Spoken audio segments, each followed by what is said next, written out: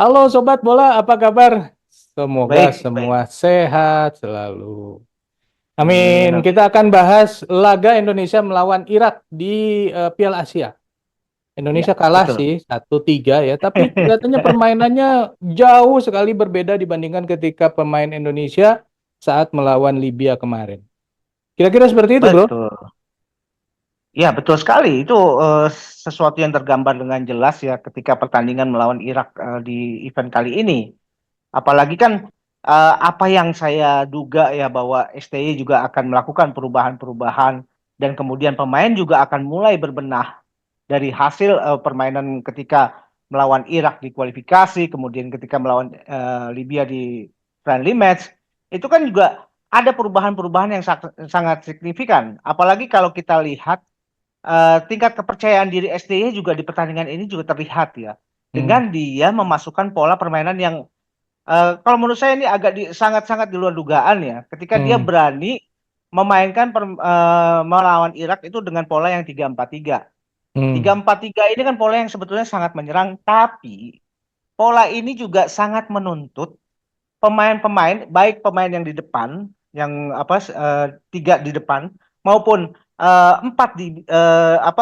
empat yang di tengah, itu juga harus punya sensitivitas terhadap orientasi permainan di lapangan, gitu loh. Hmm. Maksud saya gini, ketika transformasi permainan bertransformasi menyerang, tentu ini sesuatu yang ideal, gambarannya ideal ya, tiga Hmm. empat tiga. Tapi ketika transisinya bertahan, tentu pemain yang di dua di depan itu harus membantu turun ke bawah, sementara dua yang di tengah akan juga turun ke bawah untuk membantu pertahanan, gitu loh. Jadi, Jadi transisi permainan itu harus cepat. Ini yang menuntut sensitivitas dari pemain, dan pemain harus cepat dalam membaca permainan, gitu loh, bro. hmm. Apakah berhasil, Bro, ketika para pemain ini Mhm. mundur maju seperti itu? Awalnya memang agak ini ya, agak belum lancar ya. Mhm. Belum lancar, terutama sekali terlihat pada peran Marcelino sebetulnya. Marcelino di pertandingan di awal-awal itu sempat juga dia seperti orang yang kebiasaan pemain Indonesia adalah Hmm. ketika banyak mendelay bola. Nah, saya sih paham ya, bisa jadi kenapa pemain seperti Marcelino itu mendelay. Pertama, Marcelino tidak bisa melihat pergerakan pemain lawannya. Itu Hmm. pertama. Kemungkinan kedua, kenapa terjadi delay ini? Karena pemain yang tidak menguasai bola terlambat untuk melakukan support. Itu Hmm. ya, dua hal yang bisa terjadi kenapa permainan itu menjadi delay. Hmm. Nah, tapi belakangan itu kemudian menjadi lebih cair. Cuma sayangnya memang ada pemain ketika di babak pertama justru penampilan dari Asnawi ini agak kurang dalam menyokong Hmm. serangan. Mhm. Mhm. Padahal Asnawi ketika skema ini dibuat 3-4-3, Asnawi maupun Arhan itu ditempatkan sebagai pemain-pemain gelandang yang Hmm. suportif, gelandang yang mobile. Dia harus siap ketika menyokong serangan sebagai pemain sayap. Dia juga harus siap transisi bertahan untuk juga mengisi posisi sebagai wingback kanan maupun wingback kiri. Hmm. Dalam hal ini posisinya Arhan itu lebih cepat dalam mobilitas pergerakan dari atas maupun ke bawah. Hmm. Asnawi ini yang agak telat, gitu Hmm. loh. Beberapa kali pos-posnya Asnawi ini dieksploitasi oleh pemain Irak, karena Irak sendiri dari sejak awal sepertinya pelatih Irak juga tidak mau gegabah. Itu satu ya. Walaupun Hmm. mereka menang di kualifikasi dengan angka telak, tapi ketika dia mengawali pertandingan, dia tidak berani untuk mulai gegabah untuk masuk langsung ke daerah pertahanan Indonesia. Hmm. Dia banyak bermain di tiktak-tiktak di secara horizontal di permainan belakang Hmm. untuk tujuannya untuk katakanlah meminta pemain Indonesia maju, gitu loh. Hmm. Dengan pemain Indonesia maju itu kan akan meninggalkan ruang, itu yang akan coba diambil keuntungan itu dari pemain-pemain Irak, gitu, bro. Hmm. Tapi ya secara umum bahwa kualitas timnas Indonesia saat melawan Irak ini jauh melampaui dari kualitas saat melawan Libya ya. Ya, betul. memang saya juga ini ya kagum juga ya, mengagumi juga pemain-pemain belakang Indonesia yang dari beberapa pertandingan kan itu menjadi titik lemah ya, titik Ya. lemah dari permainan Indonesia. Hmm. Di situ Jordi Amat pernah melakukan blunder, kemudian Rizky Ridho juga pernah melakukan blunder, Justin Hubner juga melakukan blunder. Tapi dalam hal ini peran dari Justin Hubner itu tidak lagi ditempatkan sebagai back, Hmm. justru dia ditempatkan sebagai pemain gelandang bertahan Hmm. gitu. Dengan gelandang menyerang itu diisi oleh Ivar Jenner. Nah, Hmm. posisi ternyata ya Justin Hubner ketika ditempatkan sebagai gelandang bertahan, dia sangat bagus gitu loh. Dia Hmm. bisa menjadi orang pertama yang akan berusaha mengganggu pemain-pemain Irak ketika menguasai bola. Dan dia juga akan mencoba mensterilkan pemain Irak yang bebas gitu Hmm. loh. Ini adalah posisi-posisi yang bisa dilakukan Justin Hubner. Nah, cuma memang dalam hal ini kemungkinan juga STI juga tidak berani untuk menyerahkan posisi di jantung pertahanan kepada Hubner. Dia lebih mempercayakan kepada Elkan. Hmm. Karena Hubner ini orang yang belum terlalu lama berinteraksi dengan pemain lain. Itu yang Ya, harus ya, dipahami ya. ya, Berbeda dengan Elkan dengan Jordi udah beberapa pertandingan. ya. Elkan, Jordi, kemudian Rizky Ridho itu kan memang pemain-pemain yang secara kurun waktu beberapa waktu lama kan mereka turun bersama gitu loh. Ya, ya, ya. Organisasi pertahanan ini jadi lebih rapi gitu Ya. loh. Ketika mereka bertiga turun, Rizky Ridho, Elkan dan Jordi Amat. Justin Hubner tetap saya sih menyukai ya ketika dia ditempatkan sebagai gelandang bertahan dalam hal ini. Dan saya juga ada perkembangan menarik dari Arhan ya. Kan selama ini Arhan agak agak kita Hmm. ini ya sorot ya mengenai Ya, penurunan kualitas permainan. ya. Tapi di pertandingan ini Arhan bisa menjawab bahwa dia masih punya kualitas. Wah. Terbukti bahwa satu ya permainan dari siapa Arhan ini bisa sangat efektif ketika dia melakukan serangan. Dia akan membantu serangan dengan sangat sangat bagus karena memang naluri menyerangnya Arhan ini lebih besar dari naluri dia untuk bertahan.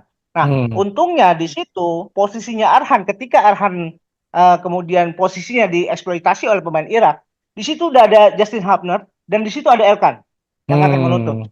Nah, ini sebetulnya bagus. Sedangkan ketika posisi itu dipindahkan oleh pemain Irak ke arah posisinya Asnawi, Asnawi agak telat dan Hmm. Rizky Ridho juga agak juga ini ya kelimpungan akhirnya ketika harus menutup posisi yang ditinggalkan oleh Asnawi tadi Ya, gitu ya. bro.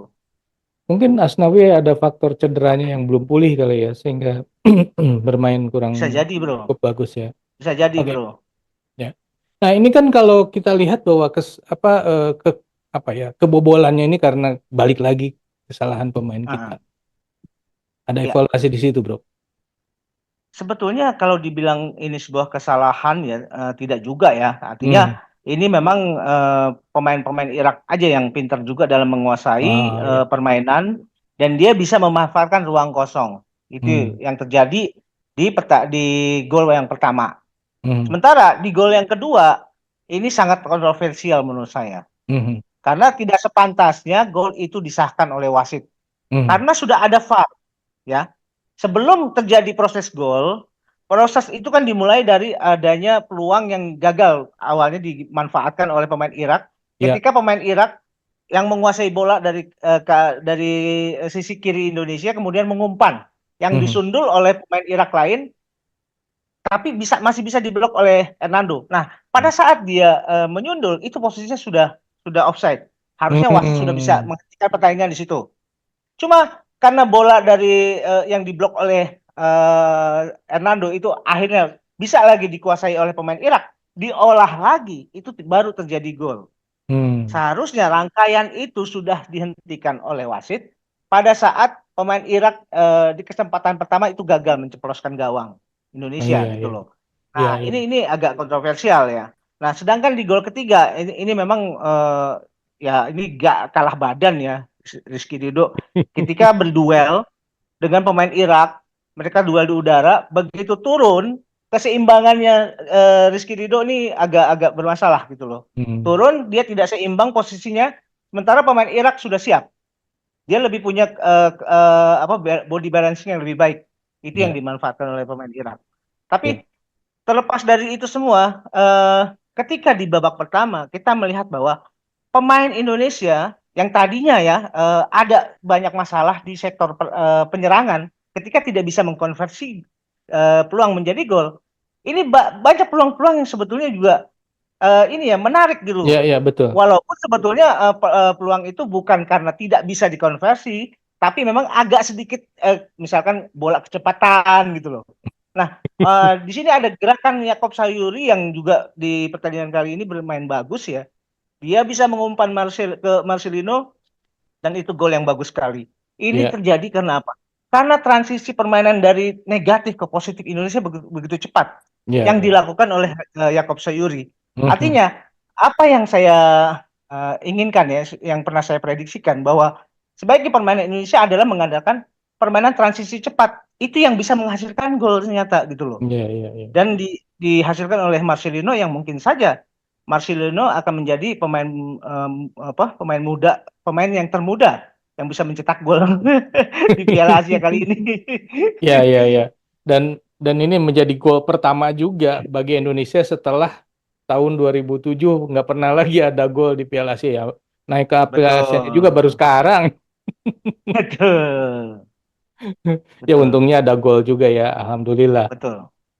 Nah, Ya, tadi kan kita udah bahas mengenai yang babak pertama, tapi yang babak kedua kan ada pergantian pemain nih. Apakah pergantian pemain ini cukup bagus atau tidak, bro?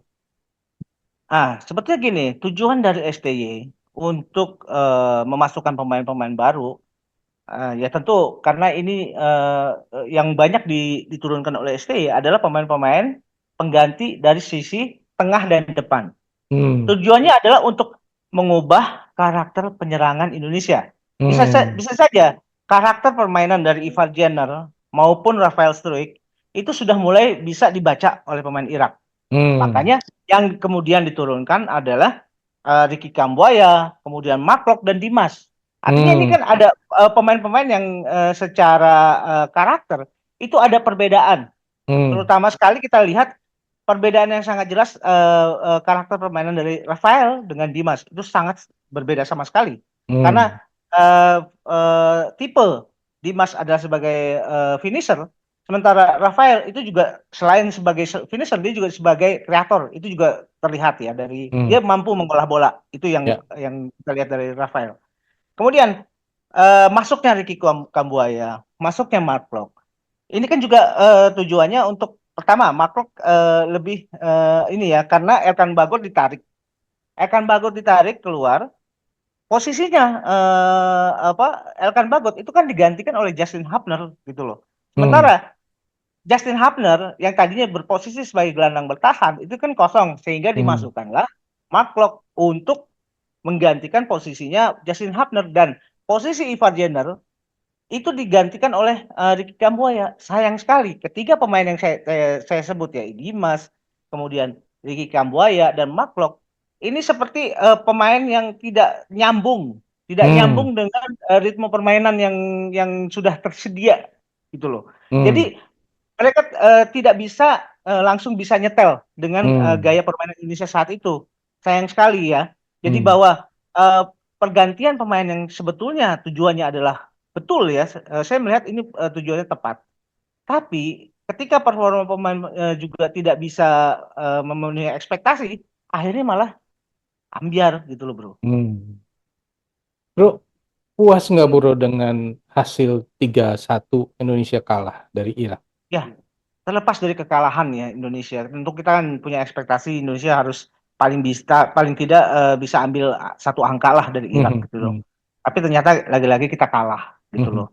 Nah, ini juga kan akan makin berat juga langkah kita menuju katakanlah ke fase berikutnya. mhm, Tapi kalau melihat gaya permainan Indonesia dan keberanian STY, kepercayaan diri pemain-pemain Indonesia dalam bermain seperti ketika melawan Irak, mhm, saya kok menjadi ini ya, menjadi bangga gitu, bangga juga gitu loh dengan mhm, permainan Indonesia yang tadinya saya tidak punya ekspektasi akan bermain seperti ini gitu loh. mhm, Karena saya bayangan saya adalah ketika Indonesia dihabisi oleh Libya. Irak, dilibas Libya, dilibas Iran, itu kan kurun waktunya nggak jauh gitu loh, pendek. Mhm. Tapi bagaimana recover dari para pemain kita untuk bisa katakanlah merubah gaya permainan, dan gaya permainan Indonesia justru di babak pertama itu lebih organized, lebih tajam, lebih baik. Itu yang harus bisa dipertahankan. Kalau bisa memang ini ketika melawan Vietnam itu adalah momentum kita untuk mengambil angka. Itu Mhm. harus, tidak ada kata lain. Ketika melawan Vietnam yang notabene mungkin apa ya, secara kualitas ya so-so lah dengan Indonesia. Nah, inilah kita cara saatnya kita ambil angka gitu loh. Ya, ya, Dengan ya. gaya permainan yang seperti ini. Ketika pemain-pemain seperti Ivar Jenner, Rafael Struijk, Justin Hubner, Elkan Bagot, kemudian Jody Amat juga yang tadinya kita ragukan, itu juga bermain bagus kali ini gitu loh. Mhm, Jadi mhm, ditambah lagi dengan Arhan yang pergerakannya juga mobile, Marcelino yang ketika mungkin dia sempat mendelay bola, tapi kemudian dia menyadari bahwa gaya permainan dia salah, dia langsung merubah. Itu yang saya suka gitu loh. mhm. Jadi mudah-mudahan di pertandingan-pertandingan berikutnya dengan gaya permainan seperti ini tentu hasil yang lebih positif akan kita dapat gitu loh bro. Bro, ini artinya Hmm, TC yang kemarin dilakukan di eh, Qatar dan di Turki ya, ya. ada pengaruhnya ya, dan sangat besar kalau menurut saya pengaruhnya.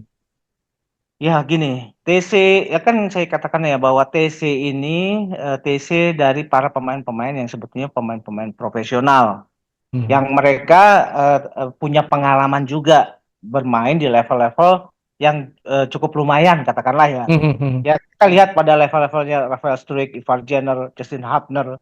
Kemudian kita juga tidak mengenyampingkan ya level-level permainan-permainan dari Liga 1 gitu ya. Kemudian pemain-pemain dari hasil apa dia pemain abroad kita. Dan mhm, itu kan mereka membawa pengalamannya masing-masing ya. Nah, mhm. yang saya syukuri adalah ketika pemain Indonesia langsung bisa berbenah. STY langsung bisa berbenah. Jadi kemarin ketika saya bicara mengenai apakah bagaimana peluang Indonesia ketika melawan Irak, saya Mhm. kan mencanangkan katakanlah saya menganalisa bahwa ada dua target yang harus dibenahi. Bukan target pada hasilnya dulu, tapi Ya, target mhm. pembenahan dulu. Ya, Target yang pertama adalah bagaimana bisa membenahi organisasi pertahanan. ya, Target kedua adalah bagaimana bisa pemain-pemain depan itu lebih bisa mengkonversi peluang menjadi gol. Dan mhm. sepertinya target-target itu sudah mulai ada hasilnya. Sudah ada Mhm. peningkatan loh. Ya. Jadi kalaupun hasilnya kita kalah 3-1, tapi dengan catatan bahwa ada satu gol yang kontroversial, saya sih masih merasa bangga lah dengan penampilan timnas kita seperti sekarang gitu loh. Iya, iya. Nah, ini akan menarik Hmm. kalau kita bahas dengan Vietnam ya. Tapi nantilah ya, kita video yang akan datang. Oke bro, Sementara siap segitu bro. dulu obrolan kita mengenai laga Indonesia melawan Irak. Indonesia kalah 1-3 dari Irak. Kalau menurut sobat sendiri, Indonesia mainnya bagus nggak sih? Puas nggak dengan hasil laga yang 1-3? Kalau saya sendiri sih sebenarnya ya seneng dengan permainan Indonesianya yang kelihatan ini beda banget ketika dibandingkan dengan lawan Betul, Libya kemarin ya. betul. Silakan tulis di kolom komentar. Sekian dulu obrolan kita. Kita lanjut lagi nanti di obrolan lain. Sampai jumpa. Bye. Thank you bro.